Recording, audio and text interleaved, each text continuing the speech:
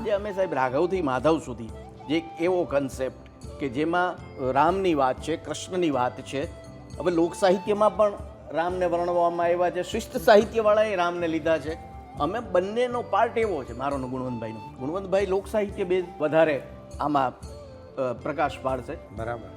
હું શિસ્ત સાહિત્યની રીતે પ્રકાશ પાડવાનો પ્રયત્ન કરીશ. રામ અમુક પાત્રો એવા છે સાહેબ કે જે પાત્રોને કઈ રીતે લોકો લે છે, એક રૂઢિગત રીતે અમુક વાત કહેવાતી હોય, દેખાડાતી હોય, એ જ પ્રમાણે એ પાત્રનું પાત્રલેખન આપણે આપણા મગજમાં કરી લેતા હોઈએ છીએ કે આ વ્યક્તિ એટલે આ જ, આવી જ એની કેરેક્ટરિસ્ટિક છે, એણે આ વર્તન કર્યું એટલે એ આ જ હોઈ શકે. પણ નહીં સાહેબ, એની પાછળનો અમુક હાર્દ હોય છે. દરેક એક તમને અર્ક દેખાડે એમાંથી તમારે સતર્ક રહીને તર્ક કાઢવાનો છે. વાહ.